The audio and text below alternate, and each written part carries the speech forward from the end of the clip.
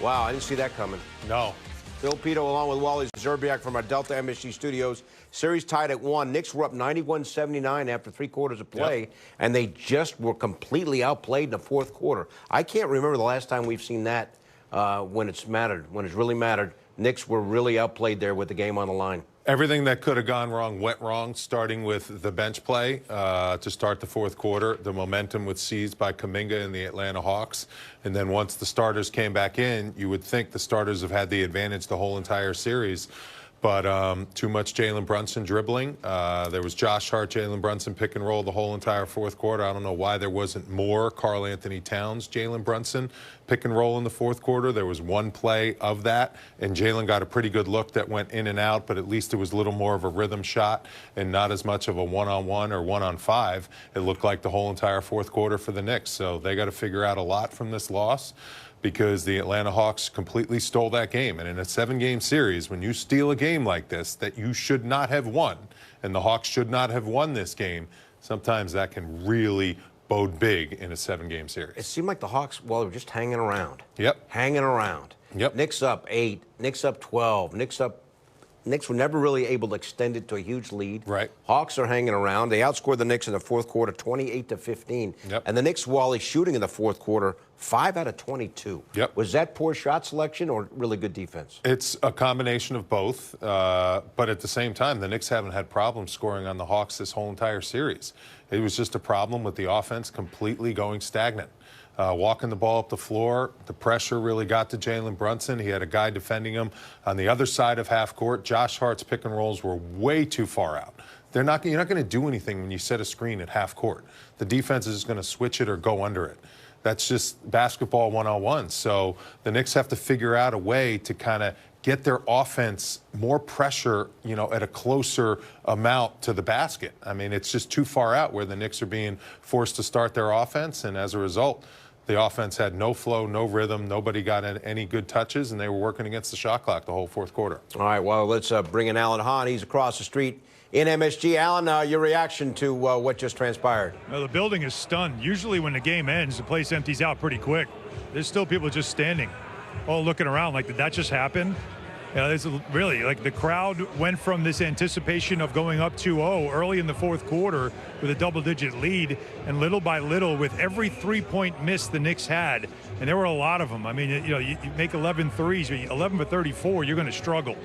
And the free throw misses, the groans in this building on the free throw misses. Anunoby missed 2 late in the fourth quarter. Those were key, obviously, when you consider the final score. 10 free throw misses, struggling with your three-point shooting. And then the defense got way too loose late in the game.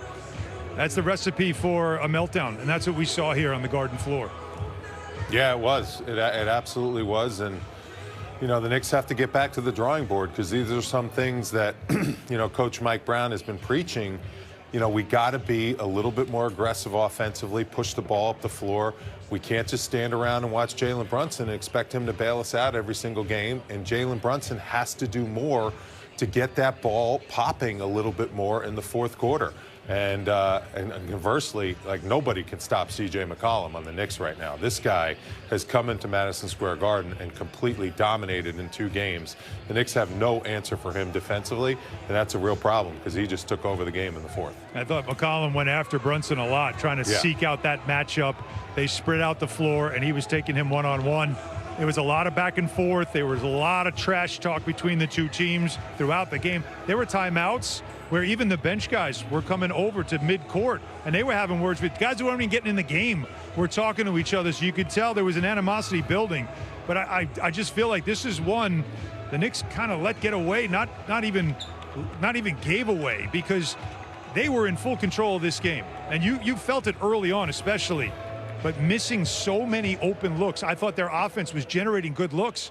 They were not knocking them down. And I remember what Jalen Brunson told me after game 1. Remember, he started out red hot, and then he struggled with his shot the rest of the game. And he said, I've got to work on my mechanics. I got to get my mechanics right. Well, you can see in this game, the mechanics still aren't there, because shots he normally makes when he gets into the painted area, he was missing. A couple of threes that he missed as well, that he was trying to get momentum. So there's a lot of things there for the Knicks to look at on tape and say, was it really the Hawks defense, or did we give away a lot of good looks and free throws that we normally would have made? Brunson, your point, Allen, only 10 out of 26.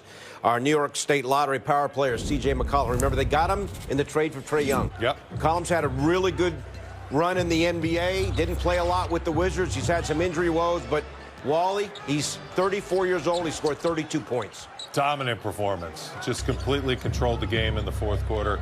Did to the New York Knicks what Jalen Brunson normally does to opponents.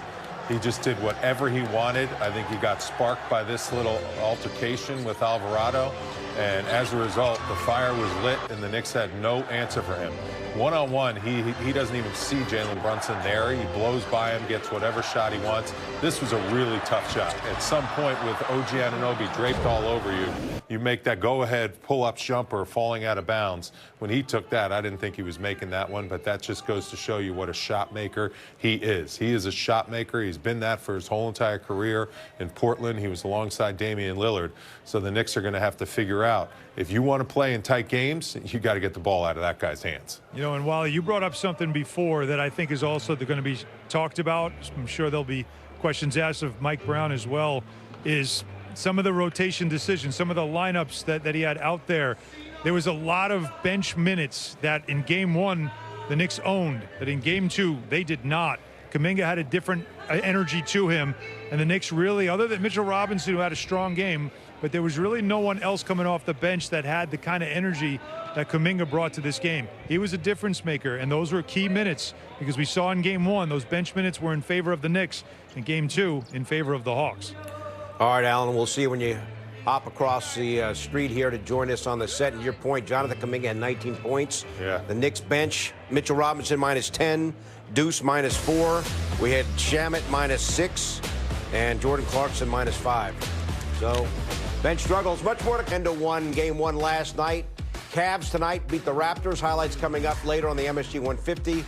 Knicks and the Hawks tied at 1, and the Celtics blew out the Sixers yesterday in game number 1.